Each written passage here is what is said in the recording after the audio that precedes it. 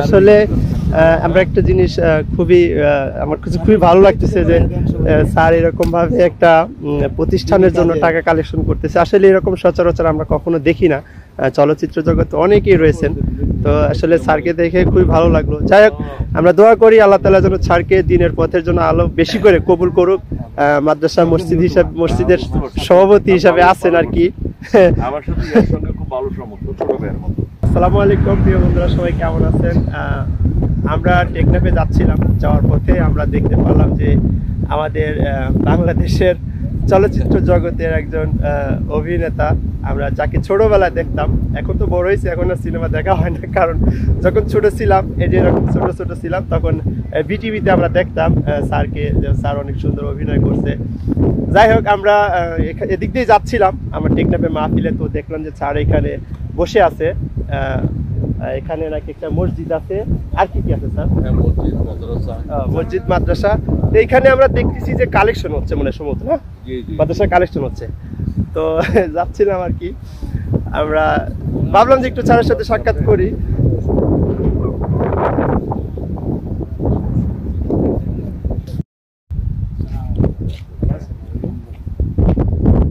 এখানে মূলত একটা মাদ্রাসা মসজিদ, আমরা এখানে কবরস্থানও দেখতে পারতেছি।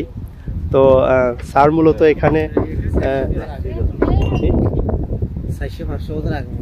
তাই না? বাড়ি এখান থেকে শুরু হয় গ্রামে আর কি।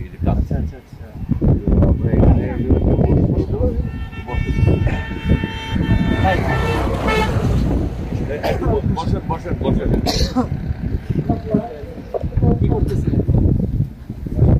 এই মুহূর্তে তো একটা সভা আমাদের যে এটার জন্য করতেছে না, ব্যবসা বাসা তো উত্তরায় না, আপনার থাকে তার অভিনয়টা রেগুলার করি না, এখন আর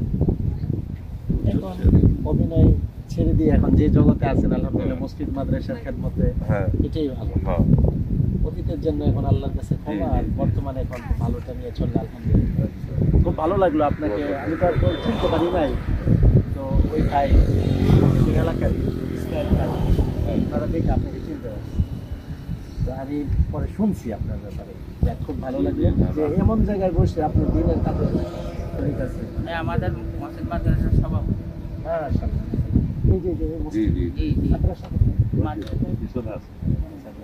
আমি আছি গাজীপুর মাওনা চৌরাস্তা, মাদ্রাসা মসজিদ মাহফিলের উদ্দেশ্যে যাচ্ছি।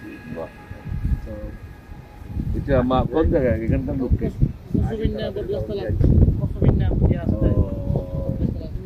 ওকে আজিয়া মাহফিল, আবার কালকে শুক্রবার একটা ওলিয়াত আছে মাহফিল, ওলিয়াত আজকে হবে কোন জায়গায়? কসুবনিয়া। আর কোনো বক্তা আছে? হুজুর এখানে, হুজুর প্রধান বক্তা হিসেবে যাচ্ছে, আর এমনি পুকালি মাদ্রাসা থেকে আসবেন একজন। তাই না? মাশাআল্লাহ, আপনাদের আগমন যাত্রা শুভ হোক। খুব ভালো লাগলো যে আপনাদের সহবতে বড় ভাই যারা আছে। ঠিক আছে, আমি তো আর এখানে আপনাকে চাপা করতে পারলাম না। এমনি ঢাকা ওদিকে তো আপনি থাকেন? থাকি গাজীপুরে চৌরাস্তায় গেলে ইনশাআল্লাহ একটু আমাদের প্রতিষ্ঠানে যায়, যদি একটু পরিবেশটা দেখতেন। যাই, আমরা যাই, আমিও যাই, দিশাও যাই, আমরা তো মায়ের মধ্যে। হ্যাঁ, কচুবনিয়া না, কচুবনিয়া। আপনি কমিটির কি? না, আমি তো হুজুরের সাথে আমার সম্পর্ক। আচ্ছা, এখানে পরিচালনা করতেছে কারা? পরিচালনা করতেছে তো যুব সমাজ আর কি, যুব সমাজের পরিচালনা করতেছে। ওখানকার কোনো লোক আসছে? এখানে একজন আছে আমার সাথে। ওই যে পিছনে আসতেছে উনি? আচ্ছা, তারপরে ওনারা মাহফিল করতেছে, তারপর আমাকে ফোন দিচ্ছে হুজুরের সাথে, আমি হুজুরকে দাওয়াতটা দিচ্ছি। আর শুক্রবারে হুজুরের দাওয়াত, প্রথম এই টেকনাফে প্রথম আসা হুজুরের, মানে এই সুবাদে দুইবার আসা, আজকে আবার শুক্রবারে আসবো। আজকে মাহফিল করে আবার চলে যাবো, আগামীকাল প্রোগ্রাম আছে, আবার শুক্রবারে জুম্মা পড়িয়ে একেবারে চলে আসবো। কোন জায়গা?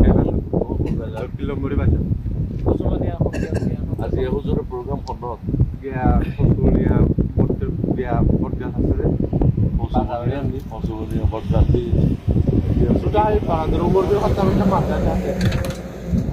মসজিদ করতাম একটা মাদ্রাসা আছে, বাইদেশ্বর করে ভিতরে একটা রোড দিবে ঢুকতে হয়, এবার ঢুকিয়ে একটা ছোট একটা বাজার আছে, বাজার।